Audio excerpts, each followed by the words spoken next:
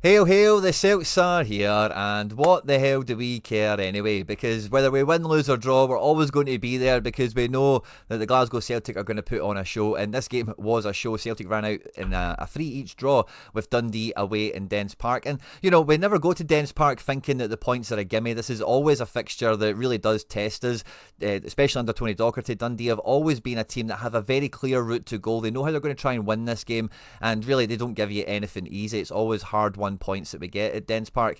But with the continuing injury crisis that we have in the wings, despite Nicholas Kuhn coming back to feature on the bench or off the bench in this game, Celtic were starting to get into a real groove over the last couple of weeks, despite, you know, losing the Derby match and having to really shake things up front with especially the likes of Ida and Kyogo before, you know, the last match not really finding the back of the net too consistently. In the video today, we're going to be looking at exactly, you know, everything that went right or wrong, however you want to think about it from a Celtic point of view, because in this game, you know, it was a lot of the, maybe not the writing on the wall, maybe the graffiti on the wall for some of the problems that we've seen in the team. Is it still square pegs and round holes? Is that the way we're looking at it, or is it the lack of tactical flexibility maybe some of the players and the manager is showing? As well as that, we'll be going through player ratings as well as main takeaways from the game as we then kind of now fully focus on beating Kilmarnock this weekend, keeping the treble alive as we still prepare for Young Boys the coming Wednesday. At any point in the video today, if you do laugh, you learn, you like something or whatever, please do like and subscribe to the channel for more content like this. We've recently pushed through 10,000 subscribers and we're now pushing for 18,888, and we cannot do that without your support. So please do subscribe for more content like this and get into the comment section, guys. And this is where the fire happens on this channel, is post-match comment section. What are your big takeaways? What are the things you noticed in the match that no one else is talking about? And really, you know, why was this game not won in your opinion? Always look forward to catching the fire in the comment section. And in the last video as well, we actually floated out a bit of a hypothesis or a bit of a campaign that we might be trying to start with the front three. We can talk about that again in the video today. And it was great to see so many people in the comment section really taking that food for thought and really thinking, actually, do you know what? That might actually be something that works. And we're actually seeing a little bit of that in this game, which we'll talk about in the video. So stay tuned to that. If you missed the last video, I'll get you up to speed on that. But anyway, let's just get stuck straight into it. Now, there was one main surprise to the starting 11 for me, that we didn't see Arne Engels starting this game, with how prolific and how exceptional he's really been over the last couple of matches. His engine going box to box, his passing range is real kind of desire. You know, you can really feel it from Engels over the last couple of games that he is really wanting to put his stamp on the team, put his stamp on matches, and he's really coming into his own in that, as I say, box to box left midfield kind of position that we've been speaking about a lot on the channel. He's dropped down to the bench for this game to get maybe a wee bit of a recharge into the legs or whatever, and Paulo Bernardo, who again has been fine all season, comes in to start. But alongside Luke McCowan as well, it did feel from the beginning that this was a kind of shock midfield combination, as it were. But Bernardo starting this game definitely told me that Brendan Rodgers wanted a little bit more of a defensive shield presence in midfield, wanted someone else that's just going to make sure that nothing silly happens in possession, takes minimal risks, and will try and just play the ball out of tight spaces, as it were. In defence, Carl Vickers has started his 7th game in a row, clocking up 90 minutes yet again. And I did expect Trusty to start this game, but I was really on a knife edge. I thought Scales would have come back into the last game, and then he didn't, so I thought maybe he comes back in for this one for Vickers to, you know, just kind of relieve him of some minutes ahead of the Young Boys game and the Kilmarnock match, of course. But trusting Vickers stays. Not a huge shock, I suppose. Really great to see that Vickers has that in his legs now, where we don't need to really wrap him in cotton wool. Because one thing that I'll say now on Vickers, and you can really just graft this across the full squad, because it's quite an understated element of everything that we're about to discuss, is Celtic have played an obscene amount of matches, and matches are every 3 days. Kickoff times are all over the shop as well, evenings and afternoons, and everything in between. And the squad really is in the red zone right now for, you know, how much like utility, you know, how much they're actually playing at the moment. And no one we're playing against is anywhere near that situation on so many levels. So of course we bring a lot of strength into these games because of the quality and the depth of the squad that we have, of course. And we've praised Brendan Rodgers on this channel throughout the season multiple times for winning games from the bench. So we've got a manager that, you know, can read the match and, you know, use the weapons at his disposal appropriately. But yeah, great to see Vickers has started 7 games in a row. We get a nice bit of consistency there. And I thought the opening kind of 20-25 minutes of this game, it was just cross City. I was really happy to see the same front three, because Ida needs that breakthrough goal, and Kyogo looked so good in the wide areas as an actual football player and not just a runner, a guy that's just going to run channels, run press the keeper, and then just, you know, shoot whenever he gets the ball. And again, we got that little bit of fresh air, Kyogo again on this one. But The first 25 minutes or so for me, it was just cross City. It felt like between Kyogo and Alistair Johnson on the right hand side, Yang and Taylor on the left, we were just getting balls into the box constantly for the likes of Adam Ida, Paulo Bernardo. Obviously Luke McCowan eventually gets the opening goal from a ball from Taylor in this kind of area here. And by the way, if you go back and look at the first goal, McCowan starts the play getting the ball from defence in this zone here, and after it's passed around, in and around this kind of zone here before it finds its way to Taylor, he's very slowly made his way here, and then by the time Taylor gets the ball, he makes that kind of dart and run. So McCowan starts from the halfway line before getting on the end of it, and I think that was a great example of what was trying to kind of encapsulate in the last couple of videos when comparing McCowan to Hatate on this right side of midfield. Is you just feel his bite, you just feel his presence a bit more. Hatate is never scoring that goal in a month of Sundays, to be quite honest with you, not because of his heading prowess or his lack of it or whatever, but it is really just that, being at the halfway line and within your teammates making one or two passes, you're then on the last line of defence looking to get on the end of a cross. It's just not something we see from him terribly often, and you really just did feel, again, Brendan Rodgers spoke about it pre-match, McCowan's very comfortable in this environment, knows the players extremely well, knows the venue very, very well, the pitch, etc. So we'll just naturally feel at home in this fixture, and a great goal for the opener. Paulo Bernardo, but in that first 20-25 minutes or so, it felt like everything that could have went wrong for him did. There was a time where we were building out from the back where he gave away the ball very, very cheaply on the edge of the box, trying to do like a McGregor, one-touch pass thing, in tight, congested areas of possession. And, like later on, he was trying to play a ball down to Yang, it went out, and then it gets that header. Kyogo, is it, I think, that swings it in, and he crashes into the box and smashes the ball off the post. He really should be scoring that chance, and I think that's the kind of the limit of what we get from Bernardo when it comes to attacking, is like arriving late. He is quite a strapping lad, maybe getting on the end of something like a cross, or like if the ball bobbles to the edge of the box, just putting your laces through it and putting it on it. And it was unlucky for him not to get that goal, but it was really like the end of his opening spell of the match, where it just felt like the shot went off target, every pass went missed, and really just felt out of sorts. And I think it was mainly because he was on the left side of McGregor, because McCowan stayed on the right here, because that's where he's been super effective now. When the balance of play is actually going out, McCowan is still doing that kind of Hatate-esque thing where he's joining the front three in terms of just pressing in the midfield and defence or whatever.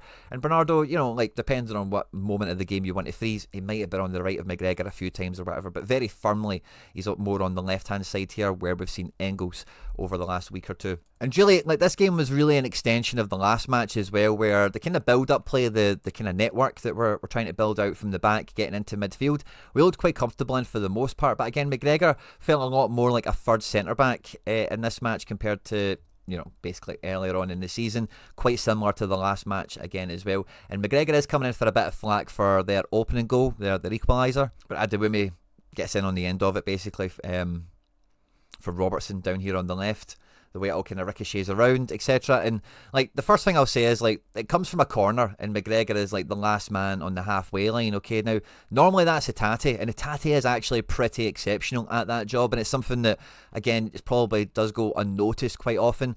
I'm not too sure that goal gets scored if Hatate is playing, and it's not because Hatate should be playing in this McGregor job or anything like that, but it's just that's kind of more his bag. Bernardo's got height, so you're always going to put him a bit higher up, and you're leaving wee guys at the back, wee nippy guys, to try and win the ball to stop counter-attacks. And McGregor was just a little bit off the pace, and when he makes contact with the ball, I believe he's trying to pass it to McCowan or someone else. He's not actually trying to retain possession, he's not actually trying to tackle, he's trying to get a one-touch interception tackle pass kind of thing off the go. And we see from McGregor later on in this game again, the same kind of, I don't know if I want to say issue, because that makes it maybe sound like a little bit more than what it is, but he's not a defensive midfielder. Josh Mulligan, honestly, there's a few times in this game where down this side of the pitch where McGregor would be sucked out. McGregor doesn't tackle, he doesn't actually affect the ball, he doesn't actually interfere with play or with the opposition player.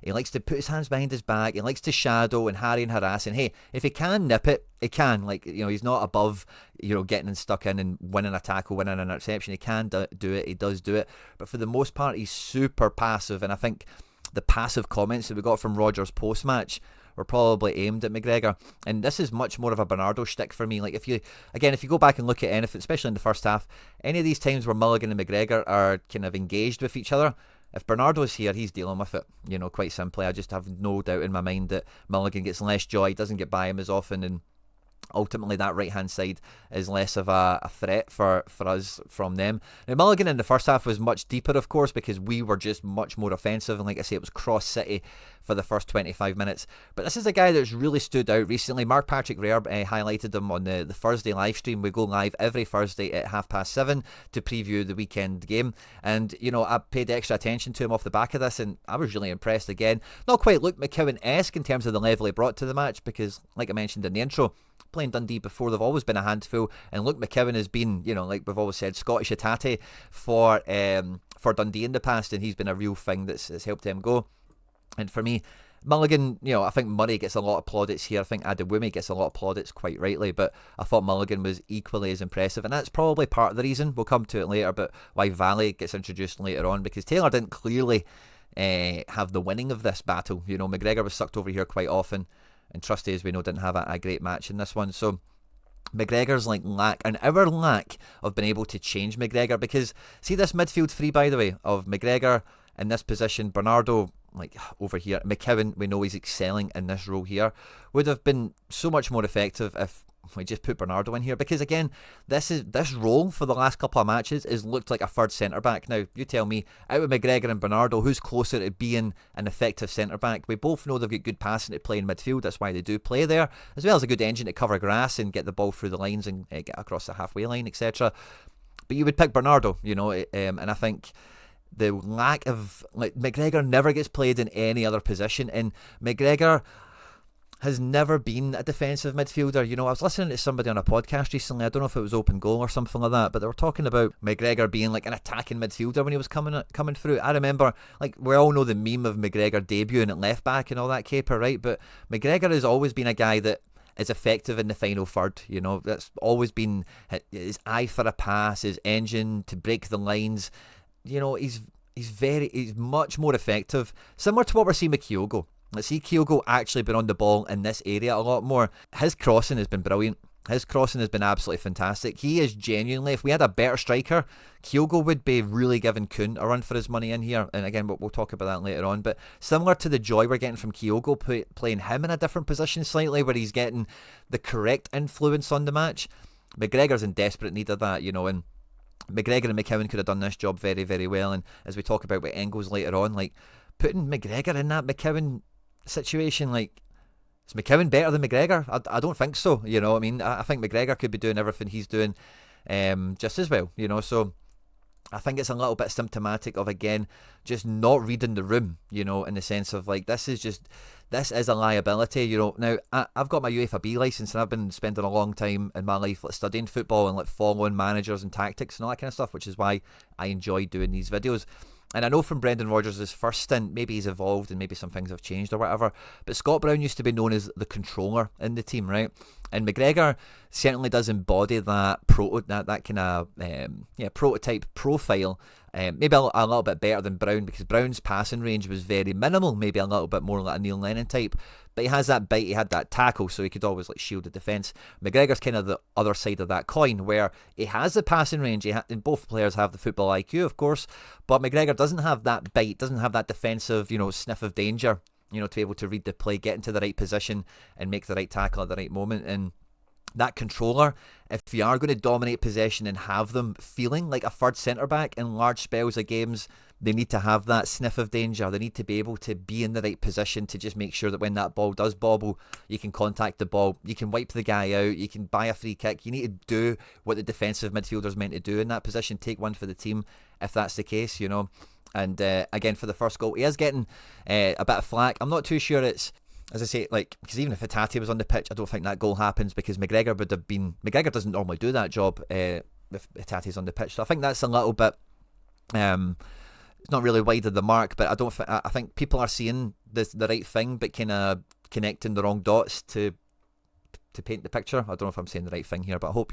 you get what I'm trying to drive at here.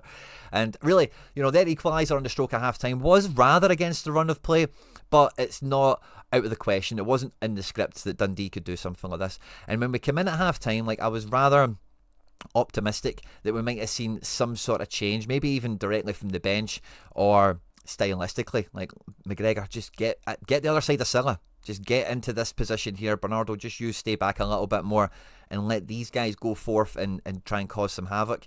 Keep the wide play that we were doing. It was working very well, so on and so forth. But it felt like really, from the second half, the opening 20 minutes, we never really got a foothold in the game. We never really got to string the ball around too much. We never really, we just never really got going. And when Yang gets that goal to make it 2-1, it was a bit of a relief because it was like, oh good, we got the goal to put us back in front, we're out of hot water here. And it was a wee bit of Yang got his goal as well. And I was saying this on Axom last week, right? But football is so fickle, right? It's great that Yang's got this goal. Don't forget in the last match, he was in Kyogo's shadow for Kyogo's tap-in that he got. I think it was the first goal he scored last week.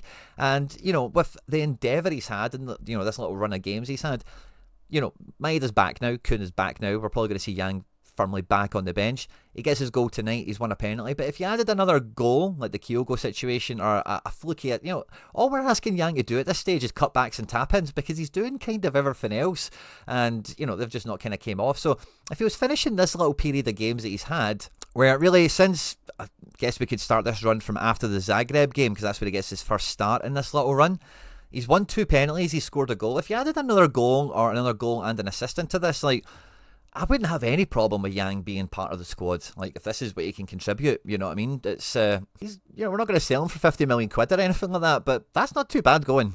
But it did feel like relief, and it felt like Dundee could sniff that, because they straight away go back up the pitch, and it goes down as a Carter Vickers OG. I think Josh Mulligan, again, is great endeavour for this one. Really gets by Trusty. No bother at all between him and Simon Murray playing out in this position here. And again, we see teams do this all the time, is target down this left-hand side here, and people have always kind of said that, it's because of scales or whatever, right?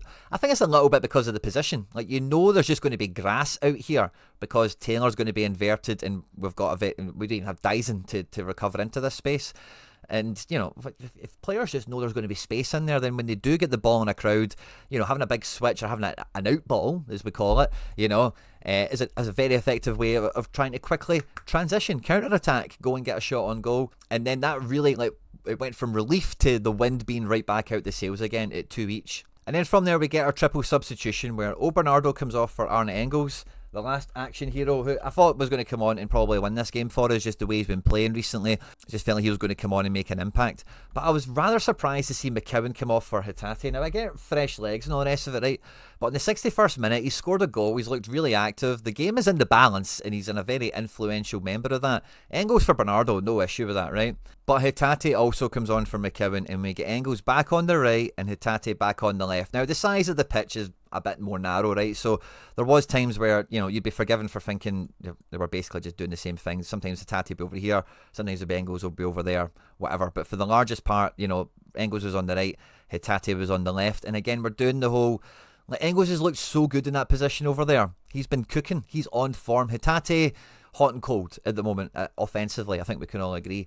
Especially with McCowan being in good form in this match, it really didn't make much sense. But then we also have Adam Ida coming off for Kun, right? Now, this, I was excited, guys. In the last video, we spoke about playing about playing Kun in the false 9. Keeping Kyogo out here is quite a creative little winger, and trying to have that panache, that kind of wild card element from Kun, been in here and been able to feed wide, incisive forwards coming in, playing a bit of a false 9 or whatever. And, I was hopeful. That was going to happen. Of course, that's not what happened. Brendan Rodgers didn't watch the videos this week. Maybe he didn't watch that one. But we've seen Kyogo come back over that side and Kun came over here. Now, straight away, my first instincts were we're probably not going to see Kyogo other than getting a tap in now. But I was actually rather excited, because in this game, he had got touches of the ball. We had been really effective. And I thought, right, has this given him a second breath into being a very active striker now? Can he take that wing play into the middle of the pitch and still link up or spray balls out wide or do something? I don't remember him doing anything. I really don't remember him doing anything after this happened. And Kun is the ultimate line dancer of a winger. He can come down this side here and he can drive in this way, as we see for the opportunities that he created in this game as well. And I get keeping him out wide, right, because he's just so good out there. Fine, makes sense. And again, this is throwing the kitchen sink at time as well, because we're still at 2 each at this stage when we make this triple sub.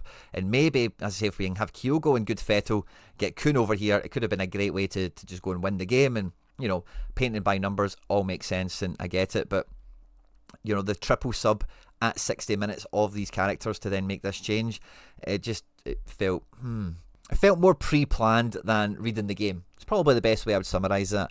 And before Dundee go to make it 3-2, we have our final two substitutions. Again, the first time Brendan's used 5 subs in a fair wee time. We have Yang coming off for Palma, right? And we have Valley coming on for Taylor. Now, I don't think Taylor overly had, Josh Mulligan's number or anything like that. I think it's probably partly the reason Brendan thought, well, let's give Valley a shot against them, because, again, Trusty didn't have a good match in this, even to this point of the game. But again, we've seen it before from him that he's done very well against Atalanta. He's done very well in some really big matches. He's been a physical presence, and it just wasn't his game for one reason or another. And Valley, again, why not? He can't really do much worse than Taylor. But again, it didn't really feel that it felt like when Valley came on, Mulligan got better, to be honest with you. It felt like he just got more, and it felt like he just had his number. Maybe a bit better, he just maybe was more confident against him, maybe he's just actually physically stronger and faster or whatever, but it felt like Mulligan got better when Valley came on. And when we're bringing on Palma, but that transfer breaking down to Rayo Vallecano, we might be holding our bag on him for another transfer window. And again, like the few times Palma's came on, you're like, hey, well, if you can score a worldie, if you can bang one from the edge of the box, then you've got a place on the pitch, take your jersey and let's see it happen. But he played a few nice crosses. Like, he has great technique, man. Like, he did play some nice crosses, some nice balls. He got away from Mulligan at one point. Mulligan tried to keep the ball in on the touchline. Palma kind of half, picked his pocket on it, got down the line, played a nice ball, and obviously ended up in nothing, but he's not shooting as much, and that was pretty much the only thing he had going for him when he was doing well at Celtic was, remember that goal he scored from Motherwell? It was like here, and he would just shoot on sight all the time, and enough of them went in.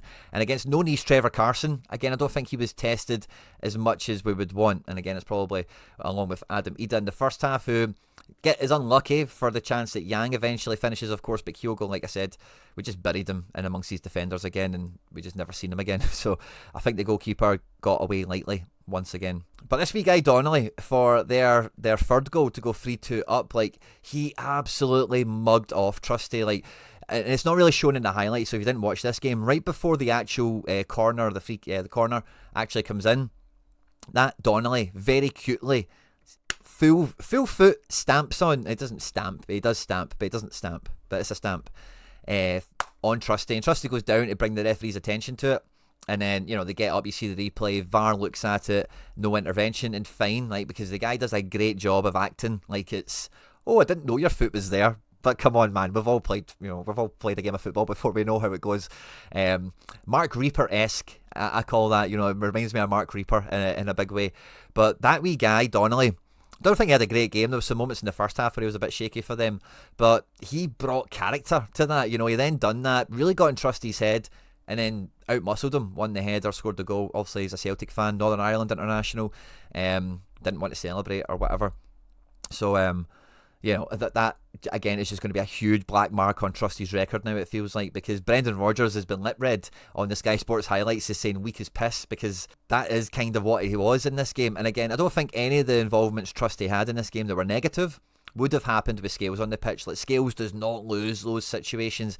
Yeah, he can be Bambi on ice a little bit, he turns like the Titanic, whatever you want to say, but nobody out-muscles him, nobody wins, nobody beats him to stuff, in the same way that Trusty was beaten to balls out in the touchline, or these kind of set pieces where he was, kind of out-fought and out-jumped and out-muscled in some ways. And really, without Kuhn, I don't think we get back into this game. He obviously, hits the cross or the shot or whatever it is to get the handball that Engels then goes on to convert. But Kuhn was the only one really, like, when we're bringing on the likes of Palma, Valley didn't offer anything, Hitate didn't offer much either. Kuhn was the only one that had some stardust around him. And this was a situation that we put ourselves into with I think really, by not reading the game at half time and not making an adjustment. I think that's really where the game is drawn, not lost necessarily, but that's where the game is drawn, is not making those half-time adjustments. Because coming into the game, like, Rodgers has tried to pay Dundee some respect by playing the Bernardo, the more defensive, the more conservative midfielder in the mixture alongside McCowan, and giving McCowan that licence to go and do what we've seen him do in the first half. But when we can see that Simon Murray is on a good game, this Adewumi is a weapon, Josh Mulligan is getting a lot of joy, and this Big Silla, we said it in the preview, but he's a tank, you know what I mean? Like, if the ball's anywhere near him, there's a good chance he's got a good chance of winning it, and they know where their out balls are. So I think this Ingram did alright as well, if memory serves me right. They do have 2 Robertsons, but I didn't have enough characters to put their first initial as well, so apologies for that little side note there. Now, this is my first time looking at the player ratings, so we'll be kind of discovering this one together. The highest rated player we had in the game today was actually Greg Taylor, who I thought had a great match overall. I don't think, like I've mentioned him and Mulligan, I think Mulligan was, quite a good player for Dundee in this game, but Greg Taylor, when he played that assist, when he played that cross, I found myself again saying, domestically, you don't need any more than Greg Taylor. Greg Taylor domestically is exactly the quality, the level, standard, whatever you want to say, is what we want and need. A 79.2 rating out of 100. He got his assist in this game. No tackles won, but a few defensive contributions there. Duels won, not fantastic, 4 versus 3, so only net 1. But 70 passes, 27 of them in the final third, only 10 missed. And only 12 possession lost is very good for a fullback. 2-1 contest, he got a shot on target, a big chance created, an attempted assist, 6 balls into the box. Pretty solid performance from the wee guy, without winning a tackle or 2, maybe getting the ball off a Mulligan or stopping something down that side of the pitch a wee bit more often. Right behind him was Luke McCowan, who only played 60 minutes in this match. He finished on a 76.4 out of 100. He was fouled twice, so won his 2 free kicks. He won a tackle, effective clearance there for him as well. The duels won and lost isn't fantastic either, but a wee interception for him, which is good to see. 43 accurate passes, basically a third of them in the final third, so very much a final third player for us. 2 shots on target with the 1 goal, of course. And then right behind him on 72 again is Yang in the top 3. The last game he was numero uno because Kyogo, despite scoring 2 goals last week, also missed 2 big chances, which really kind of hurt his overall rating. But Yang in this game, 1 shot on target, 1 goal, of course. Only 1 contest won. I wonder how many duels he won, because I thought, 5. I did think he would buy enough guys in this game. 35 accurate passes, but half of them in the final third, so good to see he's not just making pointless passes. He's actually making passes on the edge of the box and in and around the final third, which is good. No defensive contributions from him in this game, tackles or interceptions, which is fine, I suppose, but he's normally been quite good at them. Fouled 3 times again as well, so he's won 2 penalties, like we've mentioned, in his kind of tail of the tape at the moment. He is a guy that buys fouls, in a good way. It's not that he's diving, but he's a foulable player. Too many L's in that one, bit of a tongue twister. Alistair Johnson on a 71 was decent enough in this game. He bagged a triple-double, which means he got himself 2 tackles. Duels, he absolutely scooshed them. 11 won, only 4 lost, and 2 interceptions. So a really good defensive performance from Alistair Johnson in this game. No 2 ways about it. And I thought, in the first half, some good final third play as well. 62 passes for him, 23 of them in the final third, 14 missed, which, that's like crosses and stuff. So, again, like I say, for a fullback, that's not unheard of. And remember, Greg Taylor, 12 possession lost, Alistair Johnson, 21. Again, it's a big number, but for a fullback, it's not out the realms of normal, as it were, especially for a guy that's in the final third hitting crosses. He's won a contest, a significant dribble, 6 balls went into the box, 1 big chance created for him. And a quiet but good shift, it looks like, from little AJ here. And, 0.1 points ahead of Arne Engels, who got his goal off the bench, was Austin 316, Trusty the Process. I'm not too sure what funny name to go with here. But let's see how he shook out statistically. 3 effective clearances, 2 tackles, 1 and a blocked cross is fine. 8 duels won, 5 lost. And I think this is where statistics do let you down if you just live and die on guys' numbers or whatever, because these 5 duels lost, you probably remember every one of them. A fair few of them were quite significant in this game, it must be said. So, as I say, statistics should only help you understand what you've seen if you think a guy's had a good game or they've not had a good game, but you should never be looking at statistics to establish what's happened, if that's the right way of putting it. 81 accurate passes, only 8 in the final third, which is very limited for Trusty. We'll see what Vickers did, but Scales and the other centre-back partners that we've had over the years, 8 balls in the final third is terrible, to be quite honest with you. Very, very, very negative passing stats there for Austin Trusty. Only 1 ball into the box. And that's because Carter Vickers, I don't expect there to be 11 final third passes. That's probably kind of normal for him, actually, but he's not he's not carried that burden that Trusty hasn't carried in this one. Duels won and lost is decent, 88 passes for the big man. No tackles or interceptions, so again, it was just duels that we were winning 50-50, shoulder-to-shoulder stuff, and he's also got his OG sadly credited to him on this one, so he's the lowest scoring player in this game, remarkably, on a 15. Engels come off the bench to get his goal, his shot on target, but he did also have a few balls into the box. Jules won 1, lost 5. So again, not exactly as if he came on and really grabbed the game by the scruff of the neck, was it? And again, I just think it's that he wants to be on the left of midfield at the moment, not Hatate, so I think that was maybe a wee bit a part of it. Let's look at Callum McGregor. He's got a 54 rating out of 100 in this game, and he's picked up a double-double, so he's got himself fouled, right? But he should have some good defensive statistics. No tackles and effective clearance. He's won 3 duels but lost none. That feels like a statistic. I think that's because of the way he engages defenders. Like, he's not actually dueling with people. He's kind of standing off them. So that's a bit of a statistical anomaly, I would say. 4 interceptions, but I can definitely see that. McGregor does love an interception, and even like the failed interception attempt for the first goal, like that's the sort of defensive work he's good at, So 4 interceptions, nicely done by him. Only 37 accurate passes for McGregor. That must be amongst one of the lowest of the season when he gets a 90 minutes. 5 long balls, 4 passes in the final third. Very negative passing statistics for McGregor. No final third contribution whatsoever. Furuhashi got a 52.5, so right behind McGregor. 4 attempted assists, a big chance created, 5 balls into the box. No big chances missed for the wee man on this one, which is a small silver lining. Jules won and lost is fine for being that wide forward. 1 interception is lovely. Kyogo defensive work, no tackles. And I don't think there was anything else to really write home about. But it was very much like he did play 90 minutes, but he was only involved in the match for 60 or so quite neutered statistics in that sense. It's probably right to put Kasper Schmeichel on. He conceded 3 goals in this game, which statistically really does hammer him. He finishes on an 18 out of 100. 2 missed passes, 22 accurate balls. And I was going to make a joke there, but maybe his final third contribution been higher than some other players perhaps. But 2 saves, 2 of them were from inside the box and 1 sweeper keeper in this game. Minimal kind of to say about Kasper on this one. Bernardo brought in a 22. So Carter Vickers had an OG. Schmeichel conceded 3 goals in this game, and Bernardo was only a little bit more statistically better than them, and that's the context here statistically, because those things are quite damning. And Bernardo didn't do anything that bad. He's not a defender, so he doesn't get hammered as much for goal concession. He got booked, had 2 fouls in this game. No defensive contribution there at all. Jules won, 0. Jules lost, 4. 1 interception, fine. 31 passes, 11 of them in the final third. Again, McGregor, there's a lack of final third passing in this team that we normally have that nobody's brought to the party in this one.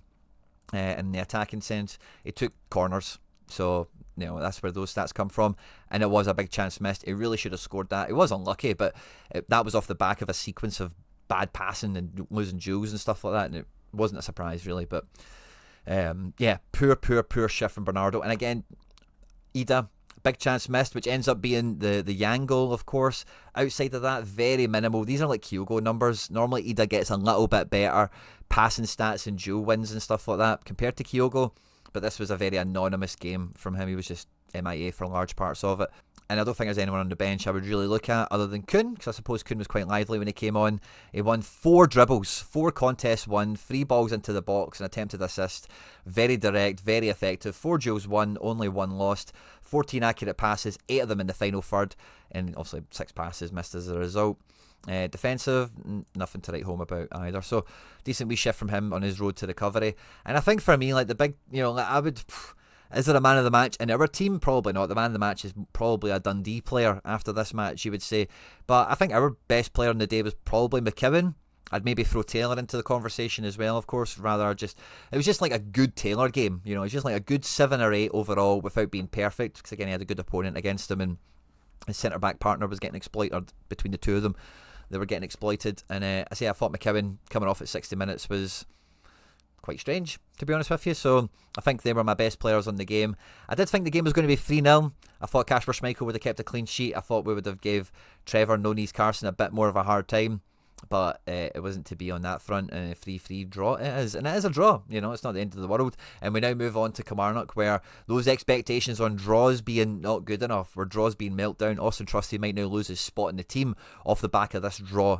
So, and Bernardo has probably fell back down the pecking order again after this kind of latest kind of foray into the first team. So we'll be looking forward to seeing what the predicted 11 will be on the channel for the Kilmarnock game, as well as what Brendan Rodgers does actually select for the game itself, as we continue to just focus on the next game thereafter, which will be Young Boys, which will probably decide our destiny in the Champions League. Hope you've enjoyed this, maybe a wee bit more than the match. Well, I suppose it was quite enjoyable. It was an exciting game, wasn't it? It certainly wasn't boring without having the result that we wanted, I suppose. But yeah, your hot takes, who was your standouts in this game, who was your big letdowns in this game, get them into the comment section down below. On screen are now some other stuff that I've made that YouTube thinks you might enjoy. Stay out of trouble, hail hail, and moan the hoops.